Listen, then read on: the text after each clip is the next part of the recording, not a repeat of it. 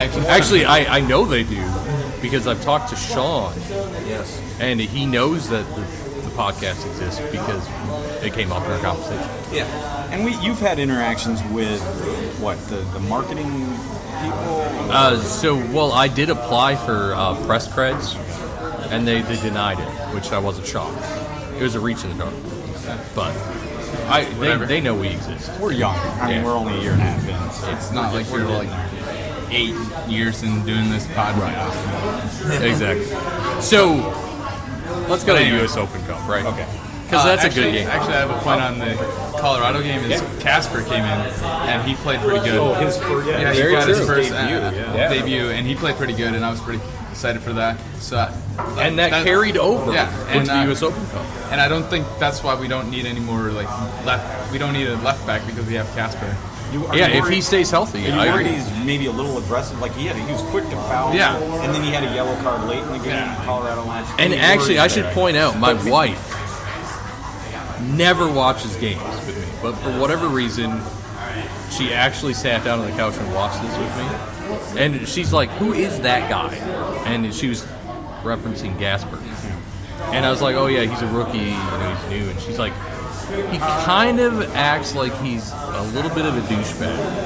I was like, "Oh, interesting. I don't know." So I was watching, and he does. He kind of has that arrogant. He fouls and he kind of smirks at the guy. I was like, interesting. I mean, maybe it's what this team needs to be aggressive. And I like those players. Yeah. So especially a young guy trying to make his find his position on the team. That's not necessarily bad. I know they said thank her for pointing that out. Actually. Yeah. I know they said he was the one player in the Super Draft that was MLS ready. Yeah. And I remember I was down in Tucson for their first friendly, and he was doing pretty good. And I liked him and Dane. And actually, the rumor is that had St. Clair not been there when they picked their first pick at 7, Gasper was their pick. Oh. So to get him at 15, I think they got him. Yeah. They were beyond it elated. Yeah. So. That's cool. Yeah, good point, Chad. And then also, Colin Martin made a late appearance in the game. Yes. And that carries over into this U.S. Open Cup as well. Yeah, and part of that is because we should mention that this game was the first game played after the international call-ups, which the Loons had 5. You had Schuler, Finland, Regis to Slovakia, Molino, Trinidad and Tobago, and Metnier, of course, from Madagascar. So is that only 4? Sorry.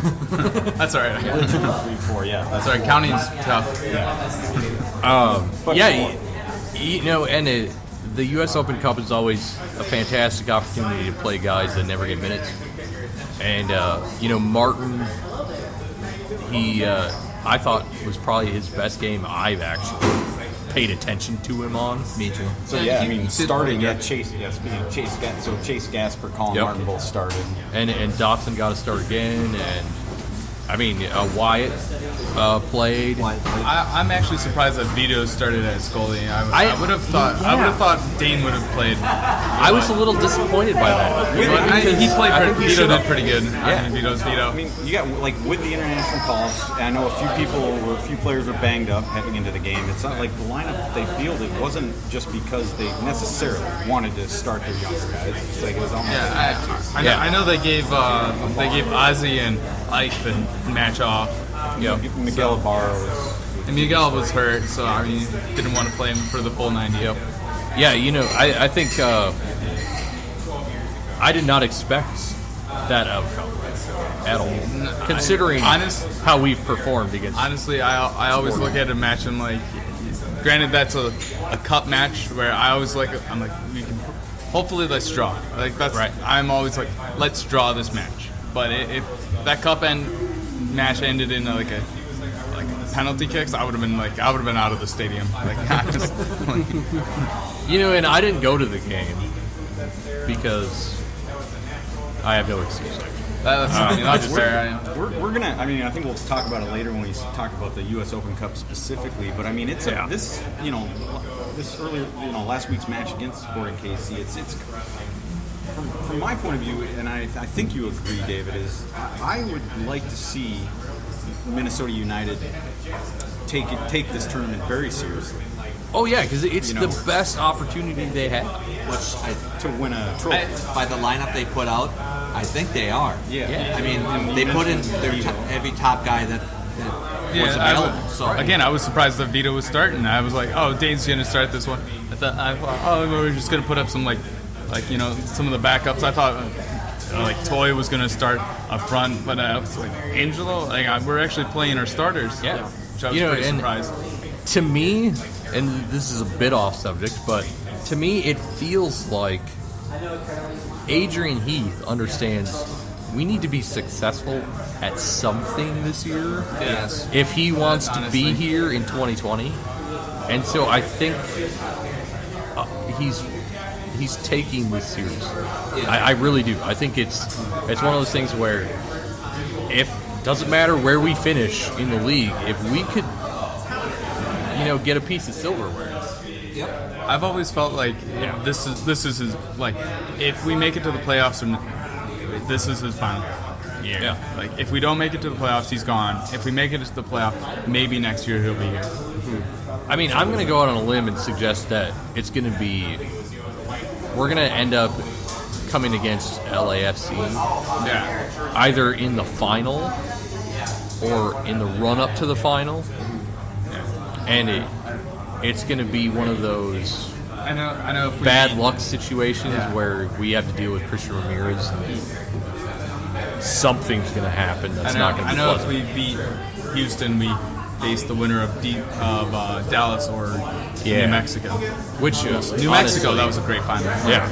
And plus, you got to look at it. The U.S. Open Cup winner plays in the CONCACAF Champions League. Exactly. I was just going to ask you about that. I mean, me personally, I'd be thrilled to see that international competition. Right. Yeah, granted, we probably get our asses handed to us, but I guess it depends on who it is. Maybe. I'd go. So the counterpoint, and maybe why some of these teams don't, and I'm just speculating, maybe why they don't take it seriously is look at like Atlanta United earlier this year and Toronto FC.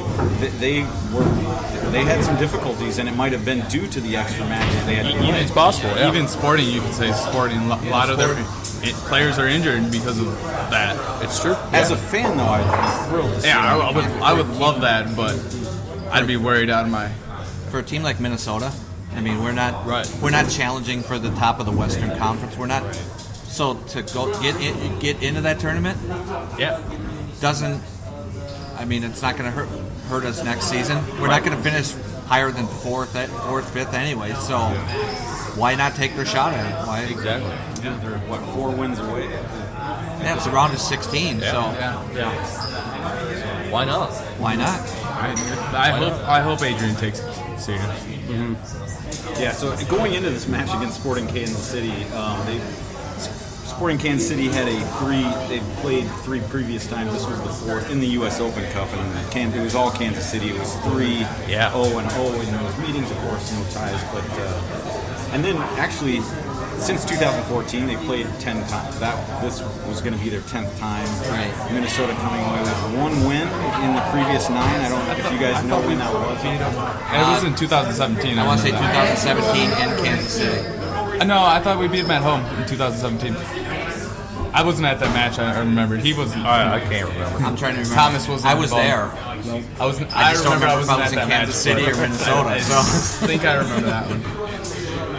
All I know is Angelo's goal was the first goal that Minnesota United MLS has scored in U.S. Open competition. yes. Yeah. In the Not counting first penalties. 2 minutes. Yeah, too. Right. That gave us what I think is an unbelievable amount of momentum for the rest of the match. That's a classic slump buster. You get That was- Angelo yeah. out of the hole.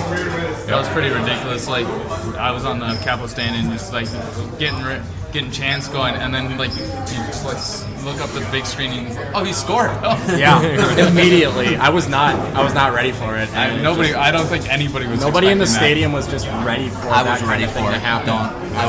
Corey was the only Corey's person in already- the stadium that was waiting for that to happen. Well, and let's talk about this. Let's talk about Angelo Rodriguez Okay. against Sporting KC. What the hell happened? I mean, he looked like he was playing like he lost 20 pounds.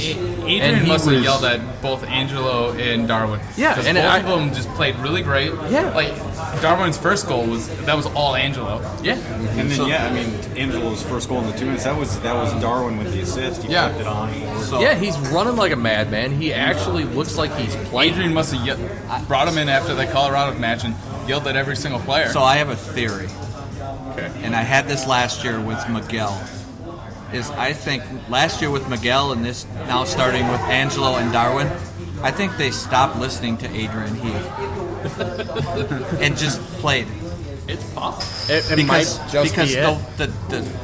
the difference in their play in that Open Cup match and the difference in play in Miguel last season was I don't have another explanation for it. It's just they did their thing, they got in the right spots, they took their shots, they did what they needed to do to get goals in. And See, now my theory was, and I put this out on Twitter, was that Adrian Heath took Darwin and Angelo and shut them in a room. I'm pretty sure I saw that tweet. And just said, you guys need to hash this thing out and figure out what's going on. so I've heard they It could actually feed in with that. I've heard they actually did that on the plane ride back. That Oh, they really? actually made them sit next to each other on the plane ride back From Colorado. From Colorado. And I mean, it's That wouldn't surprise me. they're countrymen. Yeah.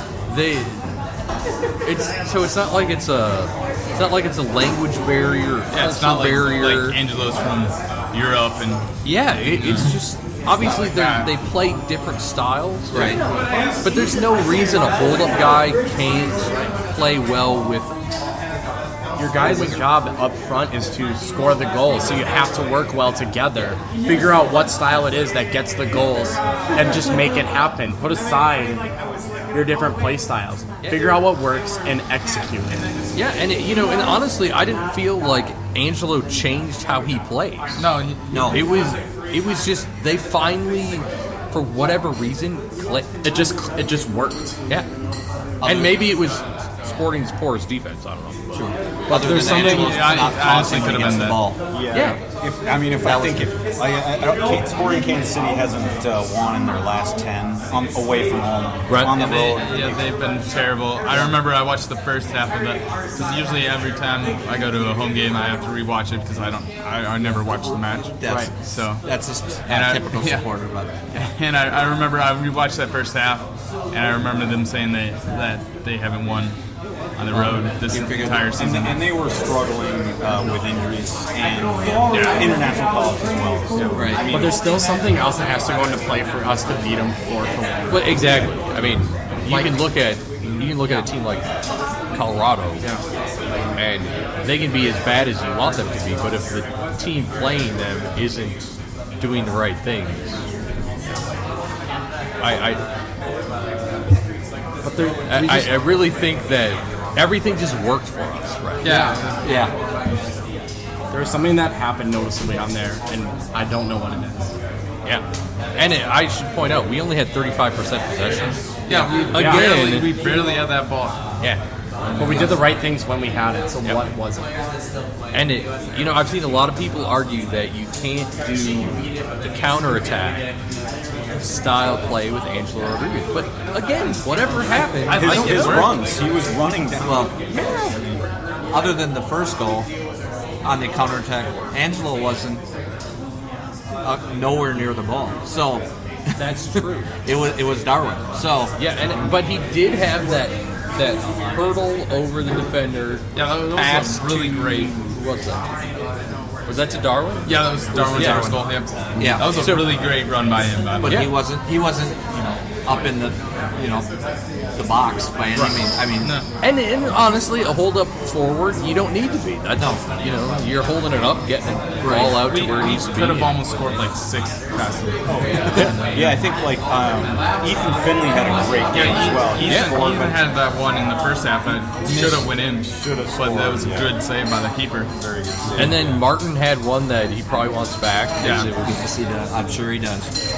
So yeah, and they should have had 5, 6, 7. In fact, for what, a minute or two, it For was like a 5. minute, we had was. 5 and we were rocking Baby Shark. Yes, I baby had shark. to bring that up. Yeah. And I was sitting in my living room, and all of a sudden I'm like, my God, it's Baby Shark. Yeah. Every time they hit 5, Corey made sure that they played Baby Shark. So we, as everyone's seen,